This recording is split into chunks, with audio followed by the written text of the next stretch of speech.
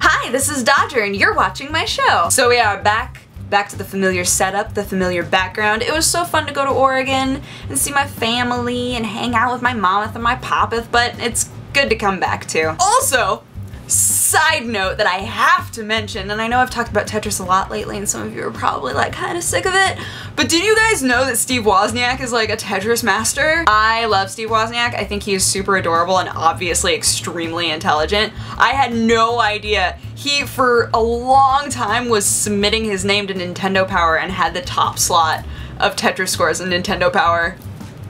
It's so awesome! I totally used to collect Nintendo Power. I think I finally got rid of them. But I had like a full-on picture made with the bindings. Oh, it was so beautiful. So first piece of gaming news, any of you who have an iPad and a cat, perhaps you've heard of Games for Cats, which is an app that allows your cat to play with the iPad. They're entirely like really intuitive paw games, basically. But they have been involved in some controversy lately, which I find hilarious, because it's a cat game app. So here's the problem. Let me lay it out for you. So what was happening is there are some elements of the game that of course are made for the human user, not for the cat, but unfortunately they didn't make it so that the cat couldn't access those areas. And some of those areas charge you extra money. It's much like with any other app game where sometimes they have like a little store sidebar that will cost you like 99 cents extra in order to get this basically like DLC add-on to the app, and cats were accidentally freaking out, pawing that area and charging their masters money. Now the thing that I'm confused about is, and maybe you can shut this off, but I know that for me, every time I try to do anything like that, it has me like sign in, I have to type stuff in. I doubt that a cat was just like randomly hitting it to the point where it was like, oh, you got the right password. I'm like so impressed with you and your cat brain. Perhaps you can make it so that it doesn't always ask for your password, but I guess some people were seeing these extra charges from the cat game and going, wait, what? So the poor people that made Games for Cats are like, oh no, we're so sorry, because this wasn't just like a one-time thing. This has apparently happened to a lot of people. So they've finally made it. Any of you who might have been slighted by them and were like, I'll never go back until they fix this problem. They're fixing it. What they're doing is they're making it so that you have to have 4 fingers in different places. You have to hold them there for an extended period of time in order to access those other areas. So it's literally cat-proof. Like a cat, I don't even know how a cat could do that. Maybe if it like laid down on it, but even then it would realize that the sensors weren't like specific pinpoints. So hopefully that'll keep cats from charging your account. My cat has never played with an app before. I think he'd be like super into that. But I don't have an iPad, I have a Zoom. Second piece of news has to do with Borderlands 2, which is a very anticipated game right now. Apparently they're done with it. They're like, we're good. We've finished everything that we wanted to do. So now they're working on DLC. And unfortunately, some of the response to that has been, wait, how come the stuff that you're working on now isn't just gonna go on the game?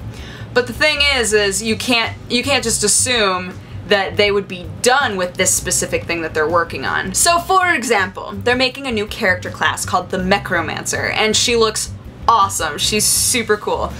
But the reaction was, well, if you're gonna make this Necromancer with the time you have left, why don't you just put it on the game?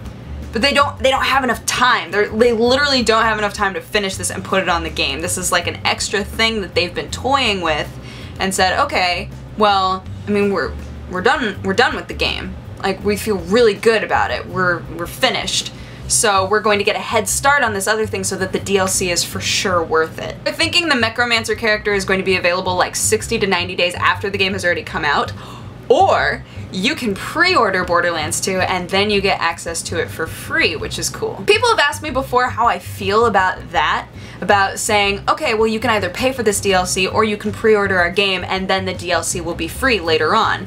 I think that it's an interesting idea. It definitely incentivizes people to actually buy the game, which is good. They're giving you an option to have it be free, which is better than other companies, so I don't think that there's really a whole lot to complain about. It's not like they're going to have all this DLC done and ready to go by the time the game launches and they just withheld it so that they can get extra money. This is literally just an extra project that they were excited about, that they were able to get a head start on. So As a final bit of news, any of you who are playing or interested in the game Smite, which is a free-to-play kind of battle arena game, they have a new character that they have announced. So the latest Hindu god to join the game, his name is Bakasura, and he is an Asura, which are essentially what we think of as the deadly sins. So Bakasura, in this scenario, represents gluttony. In the actual lore, the scenario is something like he creates a deal with a prince, where the prince has food delivered to him every day, and not only would Bakasura eat the food, oh no, he would also eat the person who delivered the food. So he's this really interesting, evil, power-hungry beast that is now a playable character in the game,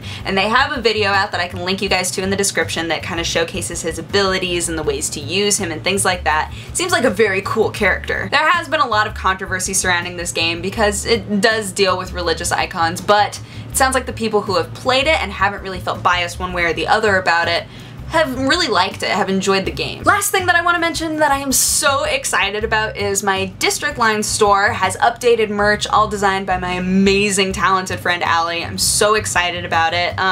There's lots of new shirts, there's a new mug in there. You won't see the coffee mug in there, but only because it's out of stock, not because I've taken it out of there altogether.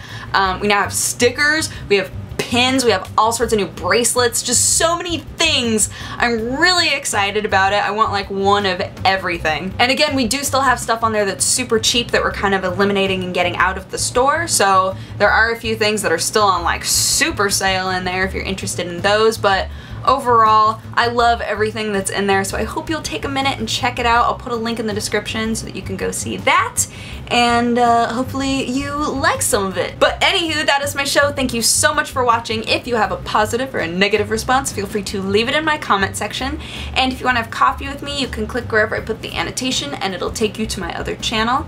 But otherwise, I hope that you guys had an amazing week, and I hope you have a great weekend, and I will talk to you again on Monday. Okay, bye-bye.